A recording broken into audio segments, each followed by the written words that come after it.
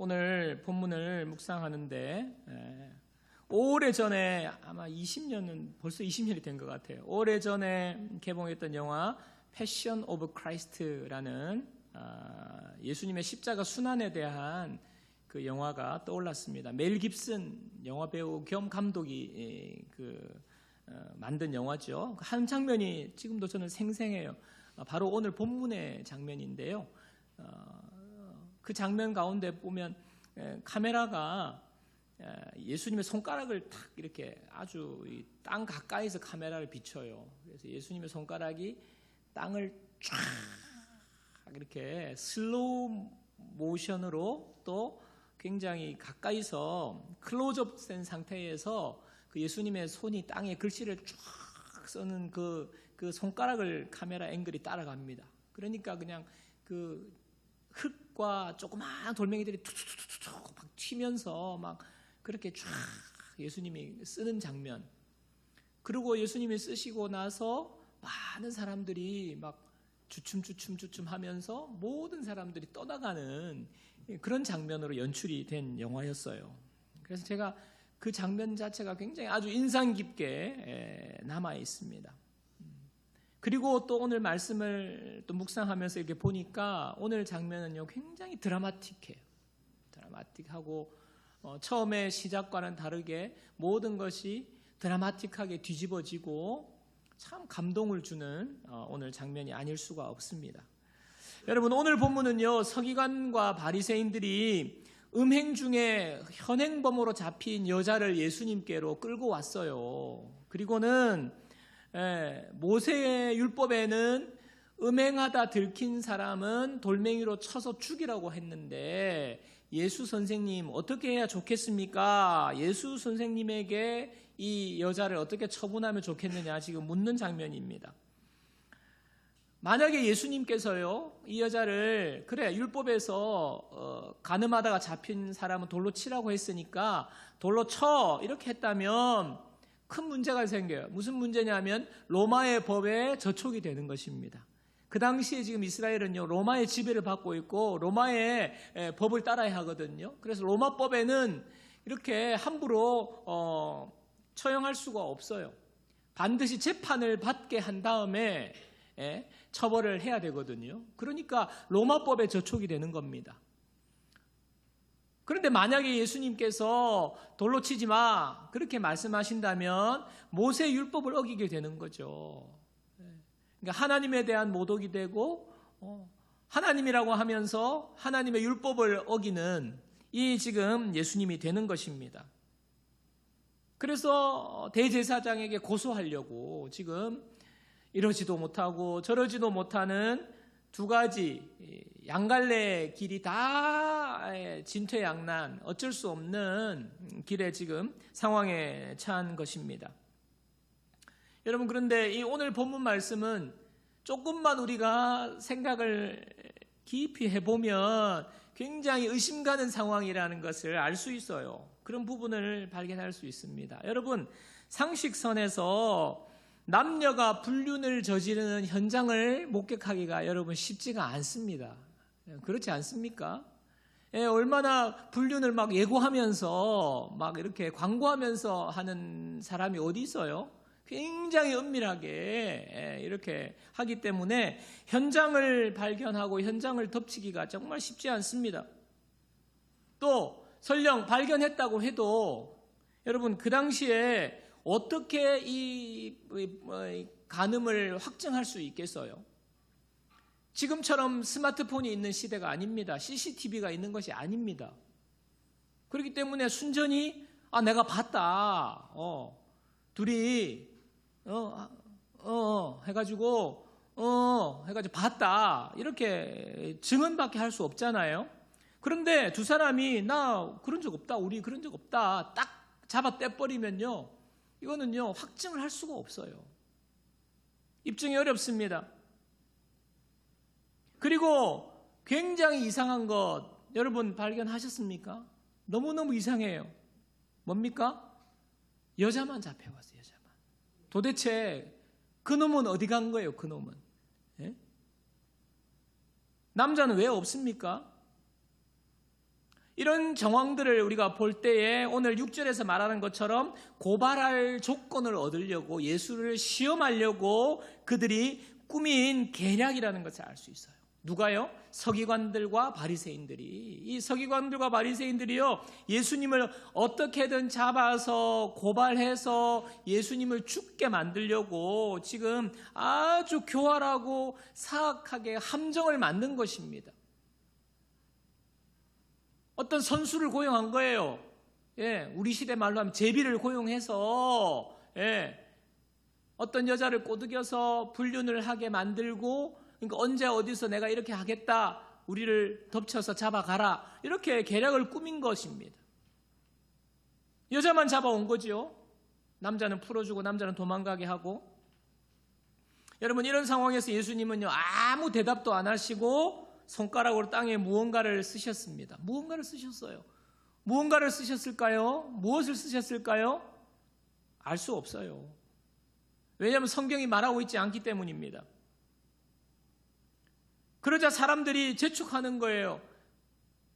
예수 선생님, 어떻게 해야 됩니까? 이 여자 어떻게 해요? 어떻게 할 겁니까? 지금 재촉하니까 예수님이 일어나셔서 한마디 하시죠. 너희 중에 죄 없는 자가 먼저 돌로 치라. 그리고는 다시 허리를 굽혀서 땅바닥에 손가락으로 무언가를 쓰십니다. 그러자 사람들이요, 하나씩 하나씩 그 자리를 떠납니다. 오늘 요한복음 8장 8절의 9절입니다. 다시 몸을 굽혀 손가락으로 땅에 쓰시니 그들이 이 말씀을 듣고 양심의 가책을 느껴 어른으로 시작하여 젊은이까지 하나씩 하나씩 나가고 오직 예수와 그 가운데 섰는 여자만 남았더라. 여러분, 여기까지가 오늘 사건의 전반부예요. 전반부를 통해서 하나님께서 우리에게 깨닫게 하시는 놀라운 진리가 하나 있는데, 그것은 무엇이냐면요, 모든 사람은 하나님 앞에서 죄인입니다. 그것을 알 수 있습니다. 여러분, 사람들은요, 음행하다가 현행범으로 잡힌 이 여자가 죄인이라고 말해요. 서기관들과 바리새인들, 또 이 여자를 끌고 온 많은 사람들은요, 나는 죄인이 아니기 때문에 이 여자를 정죄하는 입장에 서 있다고 말합니다. 여러분, 서기관들과 바리새인들은요, 너무나도 율법을 잘 지키는 사람들입니다. 서기관은요, 율법을 기록하는 사람이고요, 바리새인들은 율법을 가르치는 선생님입니다. 그리고 그들은요, 율법을 너무나 잘 알았어요. 그리고 율법대로 살았습니다. 매일매일 율법을 지키면서 살았습니다. 그래서 이것은 옳고 그것은 잘못됐고, 이것은 율법에서 맞는 것이고 그것은 율법을 어기는 거라고 늘 옳고 그른 것을 따지는 사람입니다. 그들은 그렇게 살았기 때문에 많은 사람들로부터 존경을 받았어요. 와, 어떻게 저렇게 살 수 있나, 율법을 저렇게 잘 지키면서 살 수 있나. 많은 사람들로부터 선생이라고 추앙을 받고 존경받는 사람입니다. 대단한 사람들이었습니다. 그런데 그들은 옳은 것을 행하는 것으로 인해서 지금 악한 일을 하고 있는 거예요. 무엇입니까? 예수가 옳지 않다는 거죠. 하나님의 율법에 감히 너가 하나님이라고? 옳은 것에 비추어서 옳지 않다는 것을 지적하면서 오늘 이 계략을 꾸민 것입니다. 여자를 정죄하고 있지 않습니까? 예수님을 향하여서 시험을 놓고 음모를 꾸미고 여자를 정죄하고, 이유가 뭐예요? 자기의 옳음 때문입니다. 많은 사람들로부터 서기관과 바리새인들은요, 죄인이라는 소리를 듣지 않아요. 의인이라는 소리를 들었어요. 그런데 하나님 앞에서 보면요, 죄인인 거예요. 이런 관점에서 제 자신을 비추어 보니까요, 제가 종종 범하는 모습이 이 바리새인과 서기관의 모습입니다. 저는요, 목사로서요, 제가 무엇이 옳고 무엇이 그른지 잘 알고 있다고 생각합니다. 그래서요, 제가 종종 마음속으로 왜 저분은 왜 저럴까? 집사가 돼가지고 왜 이렇게 예배에 맨날 지각하고, 예배 때 온전히 예배드리지 못하고, 왜 저렇게 삶은 또 저럴까? 왜 저 모양이지? 도대체 믿음이 있는 거야? 그리고 예수님 믿는다고 말할 수 있는 거야? 제 마음속에 옳고 그름을 판단하는 마음이 있어요. 그리고 저는 그것이 옳다고 생각합니다. 그렇지 않습니까? 예수 믿으면 그렇게 하면 안 돼 라고 생각하면서 제가 판단하고 정죄하고 있는 겁니다. 무엇 때문입니까? 내가 잘하고 있기 때문이라는 생각 때문이에요. 내가 잘하고 있다는. 나도 똑같이 지각하고 나도 똑같이 그냥 밖에서 허랑방탕하고 하면 제가 그렇게 하겠어요? 제가 목사니까 그렇게 하는 건 아닙니까? 내가 옳다고 생각하는 내 의가 있기 때문에, 내 의 때문에 죄 짓는 거예요.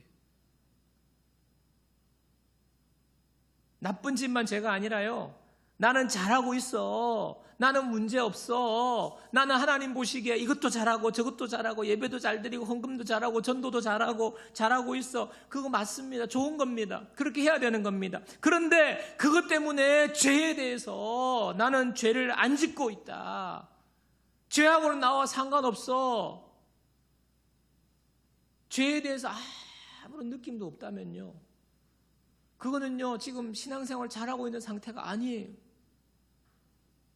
우리는 의인이면서 여전히 죄인이라는 생각으로 날마다 하나님 앞에 죄인임을 고백해야 되는 사람입니다. 내 의로움 때문에 내가 죄인이 되는 줄도 모르고 여전히 의인인 줄 착각하고 살면 안 되는 거예요. 요한일서 1장 10절 보십시오.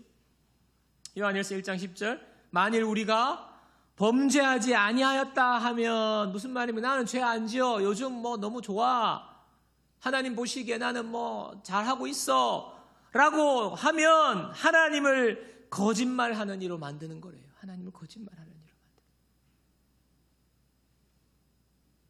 예수님께서요 손가락으로 땅에 쓰시고 너희 중에 죄 없는 자가 돌로 치라, 그리고 또 다시 쓰셨죠. 2번을 쓰셨는데 무엇을 쓰셨는지 진짜 알 수가 없어요. 정말 궁금한데 천국 가면 하나님 앞에 물어봐야 돼요. 예수님한테. 예수님 그때 뭐라고 쓰셨길래. 근데 우리가요 추측은 해볼 수 있어요. 예수님은 분명히 죄에 관한 것을 쓰셨을 것입니다.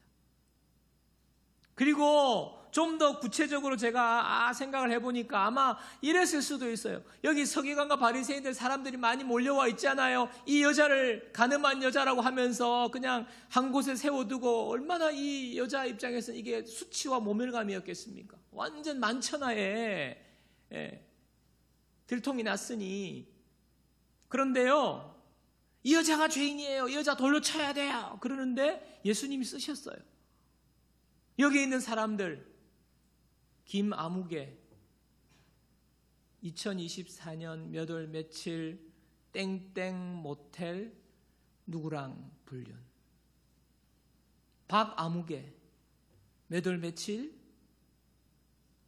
도둑질, 이아무개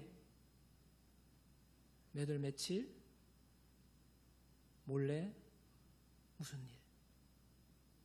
아마 예수님이 그렇게 쓰셨을지도 몰라요. 왜? 하나님이시니까 다 아시니까요.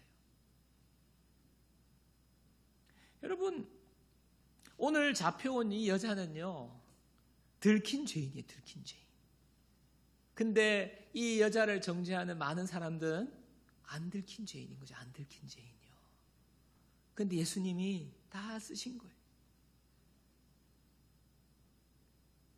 여러분, 이 세상도 마찬가지 아닙니까? 여러분, 저와 여러분은 안 들킨 죄인이에요. 안 들킨 죄인. 들키거나 탈탈 털면 우리는요 감옥에 들어가야 돼요. 탈탈 털면 우리는 안 들켜서 여기 있는 거예요. 안 들킨 죄인. 여러분, 하나님의 앞에서는 우리 모두가 죄인이에요. 하나님 앞에서는요 다 죄인인 것이 드러나는데, 지금 이 상황에 사람들이 이제 죄인임이 드러나고 가책을 받잖아요. 그런데 사람들이 어떻게 해요? 다 떠나가서요. 무엇입니까? 우리는요 빛으로 나오는 걸 싫어해요. 죄가 들키고 죄인이라는 이야기 들으면 싫어해요. 왜? 하나님 앞에 내가 다 드러났으니까 싫어하는 것입니다. 그래서 떠나갑니다. 그리고 여전히 자기 의가 남아 있어요. 나는 그래도 이 여자와 같이 이런 죄는 안 질러졌어요. 나는 살인은 안 했잖아요. 나는 간음은 안 했잖아요. 저 사람보다 내가 나은데 자기 의 때문에 싫어하는 거예요. 죄인이라 그러면 다 떠나갑니다. 자신의 죄가 완전히 들통난 여자만 남아 있습니다. 이 여자가 지금 예수님과 이제 마지막 후반부에, 오늘 사건 후반부에 이제 대화가 이제 예수님과 여자의 대화인데요. 보십시오. 8장 10절에서 11절. 예수님께 일어나서 여자 외에 아무도 없는 것을 보시고 이르시되, 여자여, 너를 고발하던 그들이 어디 있느냐? 너를 정죄한 자가 없느냐? 대답하되 주여 없나이다. 예수께서 이르시되 나도 너를 정죄하지 아니하노니 가서 다시는 죄를 범하지 말라 하시니라. 여러분, 죄를 정죄할 수 있는 분은 누구입니까? 나보다 괜찮은 사람들이 아닙니다. 서 있는 서기관과 제사장들이 아닙니다. 안 들킨 죄인일 뿐이에요. 안 들킨 죄인이 들킨 죄인 정죄할 수 없습니다. 정죄할 수 있는 분은요, 하나님 한 분뿐이세요. 그런데 하나님이신 예수님이 지금 나도 너를 정죄하지 않는다 말씀하세요. 여러분, 예수님 앞에 나오면 우리가 받는 축복이 바로 정죄받지 않고 죄 용서받는 축복입니다. 여러분, 많은 사람들이요, 자기의 죄가 들통나니까 떠났어요. 많은 사람들이 죄인이라 그러면요, 무슨 소리 하냐고 떠나요. 그러나 저와 여러분들은요, 죄인이라는 것을 깨닫고 주님 앞에서 죄 용서 받은 사람들입니다. 예수님 앞에서 우리가 죄를 용서받는 것입니다. 예수님 앞에서요, 모든 정죄하던 사람들이 다 물러가는 거예요. 그래서 예수님 앞에서는 우리가 죄 용서받고 우리가 정죄받지 않는 놀라운 은혜를 누리는 것입니다. 사람들도 나와 똑같은 죄인인 것을 깨닫고 정말 나를 정죄할 수 있는 하나님께서 나를 정죄하지 않으시니까 우리는요, 죄로부터 용서받는 거예요. 완전히 죄로부터 자유하게 되는 것입니다. 시편 32편 1절 보십시오. 허물의 사함을 얻고 그 죄의 가리움을 받은 자는 복이 있도다. 허물의 사함을 받고 용서를 받고 죄가 가리움을 받는 자가 복이 있대요. 여러분, 우리는 우리 힘으로 죄에서 벗어날 수 없어요. 덮어주셔야 되는 거예요. 죄를 가리워 주셔야 되는 거예요. 여러분, 예수님께서 여자와 혼자 남았을 때에 다 떠나고 예수님이 이 여자의 그냥 인격을 생각해서 사람들 앞에서 이야기 못하고 다 보낸 다음에, 야, 그래도 그렇지, 너 왜 그랬어? 네 남편도 있으면서 도대체 네가 정신이 있나 없나? 왜 그랬어? 예수님이 이렇게 책임을 추궁하거나 너 앞으로 그럴 거야 안 할 거야? 예수님께서 그렇게 어떻게 보면 결단을 앞으로 안 하기로 나랑 약속해, 이런 약속을 받아내거나 이렇게 하시지 않았어요. 너를 정죄하는 자가 없지? 예, 없습니다. 나도 너 정죄 안 하니까 너 가서 다시는 죄를 범하지 마라. 이렇게 정죄를 선언하셨어요. 용서해 주셨어요. 책망하거나 추궁하지 않았습니다. 여러분, 분위기를 생각해 보십시오. 어땠을까요? 여자가 너무나도 수치와 모멸감과 그렇게 지금 있는데 주님께서 그 여인을 덮어주신 거예요. 회복시켜 주신 거예요. 자존감이 올라가지 않았겠어요? 너만 죄인이 아니라 다 죄인이야.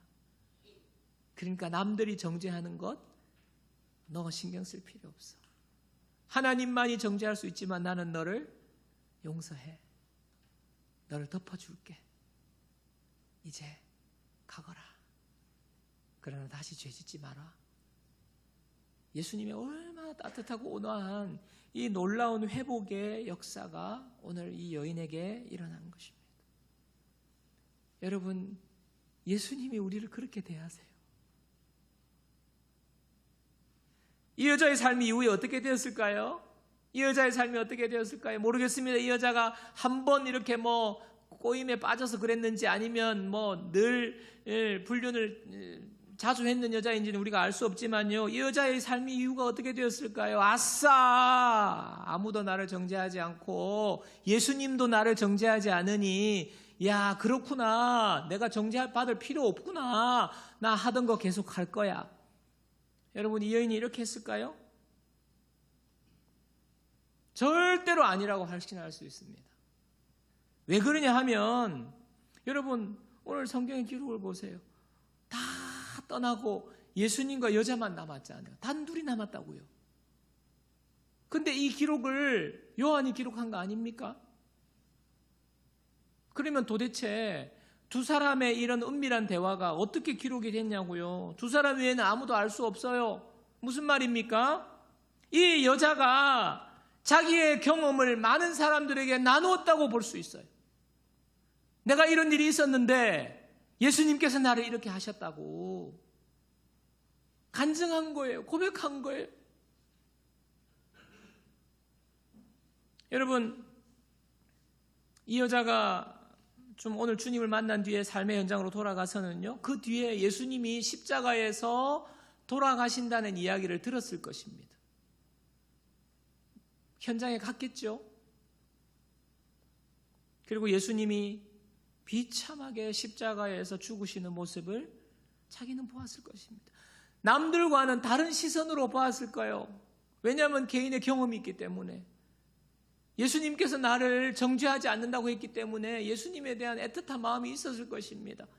그런데 예수님이 십자가에서 비참하게 죄 없으신 예수님이 채찍에 맞고 피를 흘리면서 돌에 맞으시고 벌겨벗겨지신 채 수치와 모멸을 받으면서 십자가에 죽으시는 모습을 그녀는 보았을 것입니다. 그러면서 깨달았을 거예요. 왜 예수님이 정죄를 받으시지? 아무 죄가 없으신 예수님이 왜 저렇게 십자가에 죽으셔야 하지? 예수님이 나에게 너를 정죄하지 않는다라고 한 그 말이 그저 예수님이 야 그냥 없던 걸로 쳐줄게, 용서해 줄게, 그냥 언어적 수사가 아니라는 것을요 이 여인이 깨달았을 거예요. 아, 예수님은 죄 없으신데 나 대신 돌 맞으신 거구나. 나 대신 피 흘리신 거구나. 나 대신 채찍에 맞고 십자가에 죽으시고 정죄 받으신 거구나. 예수님께서 우리를 위해서 정죄 받으신 것을 이 여자는 깊이 깨닫게 된 거예요. 여러분, 누군가를 용서해 보신 적 있습니까? 제 아들이, 예를 듣는 겁니다. 제가 지금 만들어내는 거예요. 제 아들이요, 청소년 시기에 방황을 하면서 차를 때려 보았어요. 남의 차를.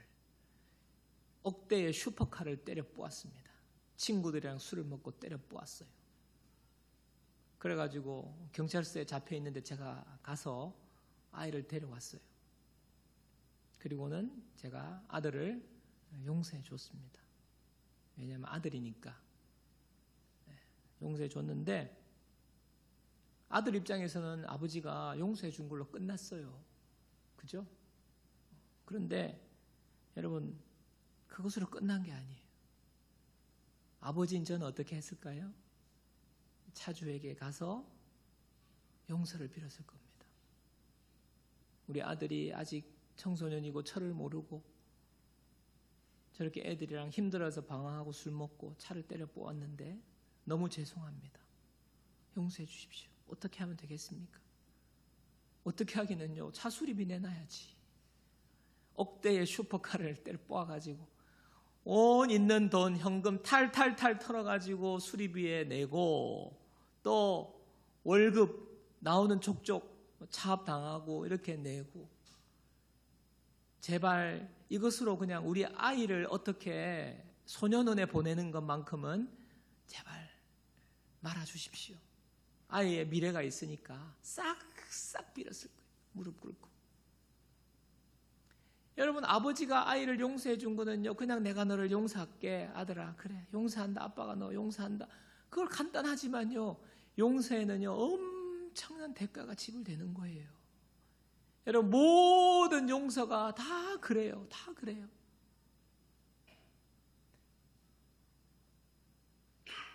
그런데 아들이 친구들에게, 야, 그때 우리 내 술 먹고 내 슈퍼카 때려 뿌았는데 우리 아버지가 용서해 주셨어. 그냥 아무런 일도 없이 그냥 없는 걸로 해주셨어. 용서해 주셨어. 야, 괜찮아, 괜찮아. 자, 또 마시고, 자, 또 뿌자. 여러분, 아들이 그럴 수 있겠어요? 아버지가 아들을 용서해 주는데 얼마나 큰 대가를 치루었다면요, 그렇게 할 수 있겠냐고요. 정말 제정신 박힌 아들이라면. 여러분, 예수님이 우리를 정죄하지 않는다, 예수 믿으면 다 용서해 준다, 여러분, 그런 것이요, 여러분, 제가 이 예를 들었지만은 이 예를 통해서 우리가 깨달아야 되는 거예요. 여러분, 이 예와 비교할 수 없는 거예요. 여러분, 우리는 온 우주 만물의 주인이신 하나님 앞에 죄를 범했어요. 하나님의 피조물인데, 나는 나야. 내 인생인데 내가 마음대로 하지 뭐 하나님. 여러분, 일이라도 그런 생각 가지고 있으면요, 그거는요, 여러분, 잘못된 거예요. 우리는 피조물이에요.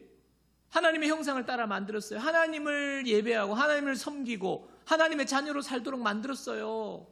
꽤나 훌륭하게 만들었어요. 하나님의 형상을 닮았기 때문에. 그런데 우리가 하나님을 대적했어요. 하나님의 명령을 어겼어요. 이거보다 큰 죄가 어디 있습니까? 그 명령을 어긴 대가가 무엇입니까? 죽음이에요, 죽음. 하나님의 저주 아래 사는 거예요. 저주받고 살다가 영원한 멸망으로 갈 수밖에 없는 우리가요, 용서받았어요. 여러분, 예수 믿으면 다 용서받는데 그게 간단한 게 아니에요. 우리 입장에서는 간단해 보이지만 하나님이 우리를 용서해 주시기 위해서 엄청난 대가를 지불하신 게 바로 예수님의 십자가입니다.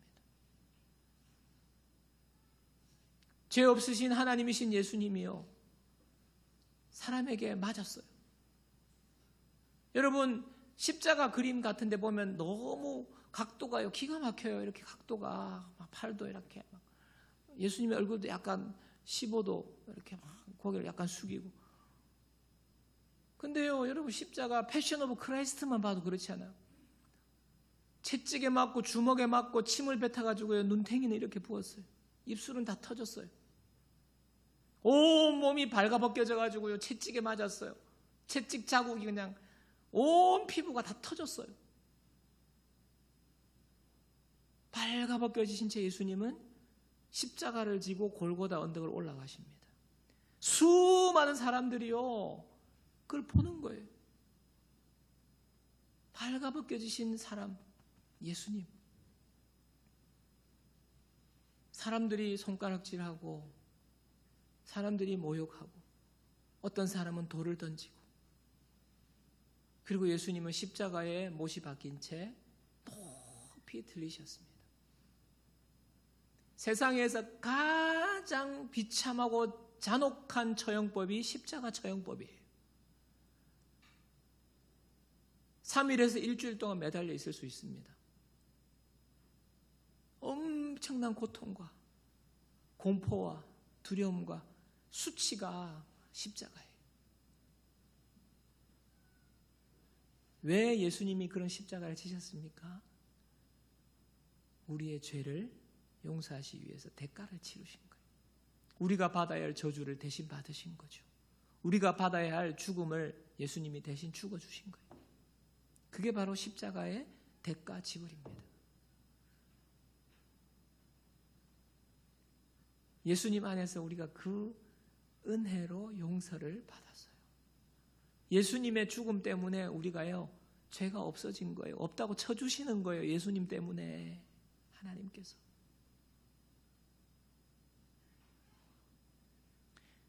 여러분, 예수님을 만나고 예수님의 십자가를, 그 비참한 십자가를 본 여자가 다시 음행할 수 있겠습니까?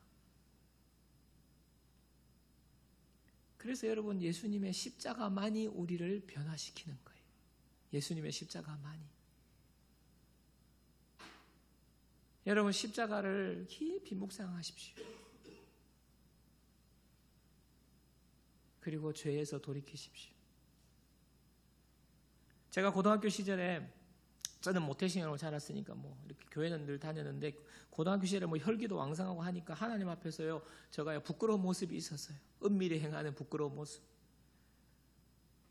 마음에 찔리잖아요. 수련회 가서 막 눈물을 흘리고 막 회개하고 막 그러고 나면 속이 후련해요. 하나님이 이제 전도사님이 그래 다 회개하면 예수님이 용서해 주신다. 그리고 막 울고 막 회개하면 속이 후련해요. 날아갈 것 같아요.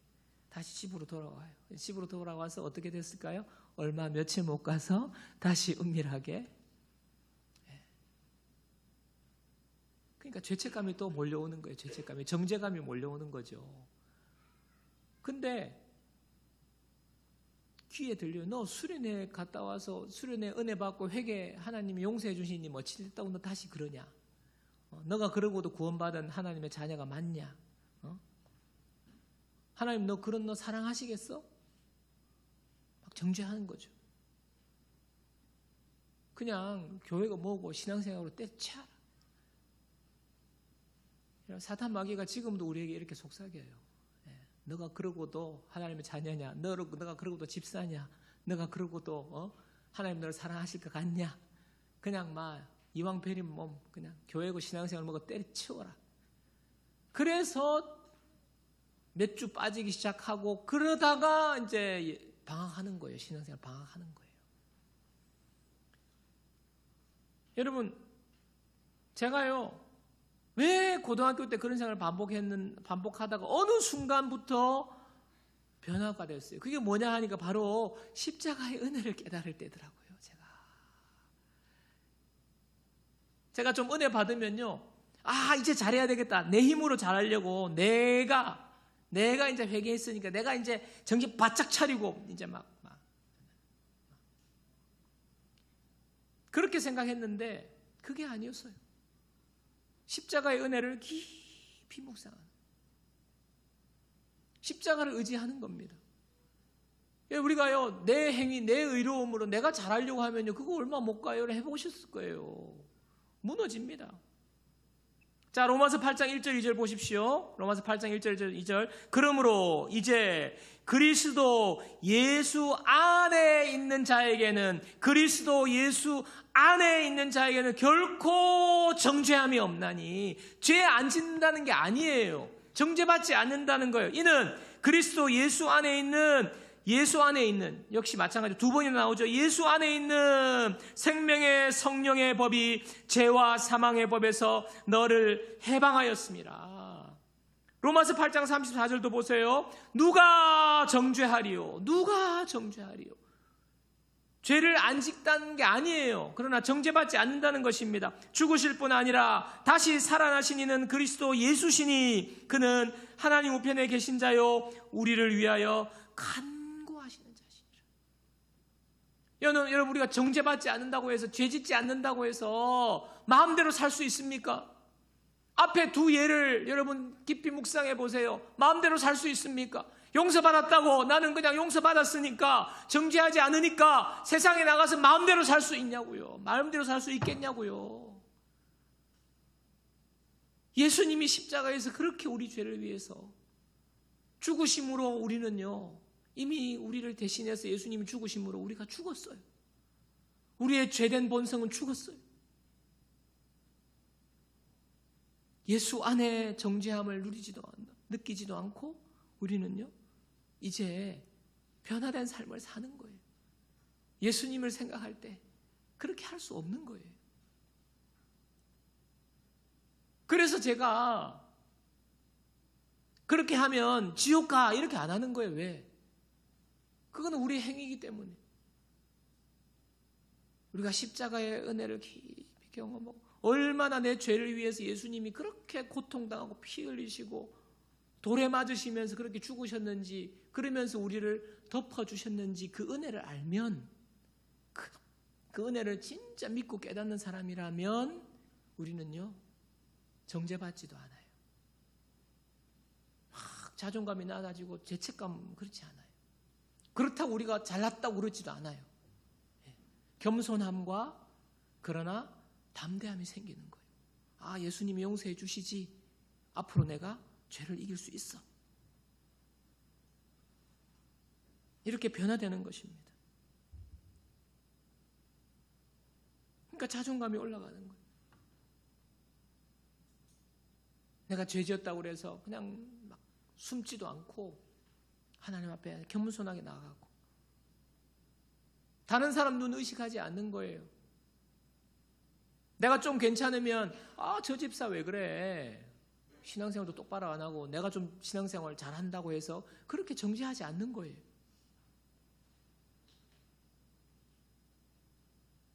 십자가의 은혜가 우리를 변화시키는 것입니다. 십자가의 은혜로 우리는 새로워지는 것입니다.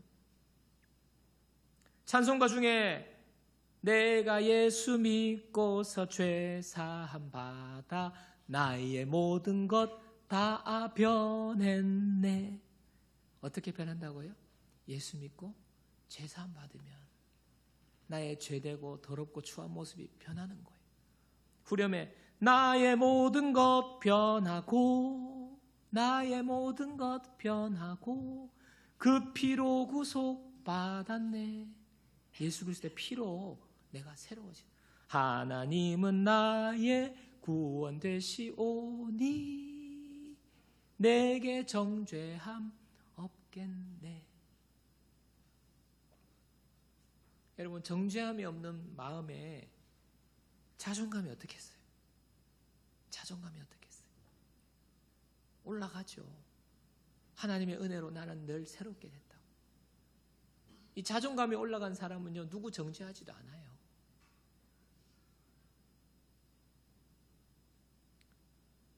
정체성이 바뀌는 것입니다. 여러분, 교회에서 이런 은혜가 우리 가운데 넘쳐야 하는 거예요. 예수님의 십자가의 은혜가 이렇게 흘러야 하는 것입니다. 여러분, 교회 생활 하다 보면 문제가 생기죠. 사람들 사이에 문제 아닙니까? 지금 우리가 복음 중심 공동체 이런 이야기 하고 있는데 지적하기도 하고 뒷담화하기도 하고 그래서 왜 저렇게 행동하지? 우리 지난 시간에는 진실하고 정직한 공동체 하니까 여러분들 부담을 많이 느꼈을지도 모르겠어요. 어떤 분은 이렇게 이야기했다고 그러더라고요. 굳이 진실하고 정직하게 살 필요 없다고 생각한다.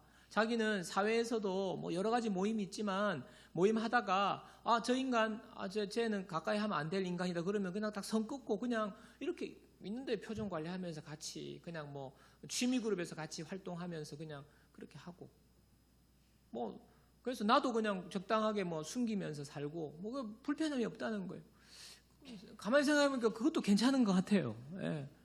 그게 사회생활인데 그런데 여러분 그분은요 정말 내 마음을 그냥 토해놓고 싶을 때 진실되게 토해놓고 싶을 때 그리고 마음껏 토하고 울고 싶을 때 그런 경험은 없는 사람이에요. 누구 앞에서 그냥 내가 뭐라고 해도 그냥 받아주고 그 모습 그대로 받아주고 그냥 내 부끄러운 모습 내놔도 그냥 괜찮다고 뒷담화하지 않고 여러분 그게 정직하고 진실한 공동체의 모습이잖아요. 누가 우리가 숨기고 그것도 괜찮을 수 있지만 그 수준을 넘어서는 게 바로 우리 복음 중심 공동체거든요. 여러분 이렇게 되려면요 누구를 정죄하거나 정죄받거나 하지 않아야 돼요. 어떻게? 예수님 안에서 우리는요 정죄함이 없어요. 그러니까 다 용납할 수 있는 거죠. 여러분 우리 교회가 정말 우리 성도님들 성숙하셔서 누가 와도 지금 잘 받아주고 이해하고 넘어가는데 그러나 우리는 점점 더 우리 스스로가요 오늘 십자가의 은혜를 경험하고 풍성한 그런 정죄함이 없는 은혜가 흘러가는 공동체 되기를 주님 여러분 축복합니다. 저는요 오늘 말씀 우리 공동체에 적용해야 된다고 생각합니다. 여러분 교회가 오늘 노골적으로 이렇게 여자를 끌고 와가지고 죄인이라고 돌로 칠 것인가 안 치게 서기관과 바리새인이요 지금으로 치면 목회자 아닙니까? 목회자가 그런 일을 한다니까요. 근데 노골적으로 그렇게 하지 않지만요, 우리가 속으로, 제가 그랬잖아요, 속으로. 제가 원래 그런 사람이라고 지난주에 말했죠. 저를 너무 솔직하게 하는 실망하지 마시라고. 근데 여러분도 그렇잖아요. 여러분도 마음속으로 정죄하기도 하고, 그렇게 노골적으로 하지는 않지만 우리의 마음속에 그런 마음이 있다면 해결해야 합니다. 여러분, 우리는요, 누구를 정죄할 수 있는 위치에 있지 않습니다. 다 같은 죄인입니다. 아, 저 사람 피곤한 스타일이네, 왜 저래, 우리가 생각하기에 그 사람은 어떻게 보면 우리가 볼 때는 들킨 죄인이죠. 근데 우리는 항상 무슨 생각해야 돼? 나는 안 들킨 죄인. 여러분, 나는 안 들킨 죄인이에요. 들킨 죄인만 생각하고 내가 뭐 어떻게 할 수 있다고 생각하지 마세요. 우리는 안 들킨 죄인이에요. 정죄할 자격이 없는 사람. 예수님은 이 모든 사람들을 물리치십니다. 누가 누구를 정죄하지 못한다는 거예요. 그리고 예수님이 우리에게 말씀하시는 이 축복의 말씀을 여러분 받으시기 바랍니다. 나도 너를 정죄하지 아니하노니. 가서 다시는 죄를 범하지 말라. 우리 공동체가 예수님 안에서 이런 은혜가 흘러넘치는 풍성한 주님의 공동체 되기를 축복합니다. 예수님의 은혜가 나를 변화시킵니다. 오늘도 이 예수님의 은혜가 우리 가운데 충만하게 흘러서 정말 은혜로, 지난주에 저 위쪽에는 폭설이 와가지고요, 모든 것이 하얗게 덮였잖아요. 예수님의 보혈이 우리를 눈보다 더 희게 깨끗하게 하시는 이 은혜를 우리가 날마다 경험하고, 우리 공동체가 정말 서로를 용납하고 사랑하는 그런 복된 주님의 공동체 되기를 축복합니다.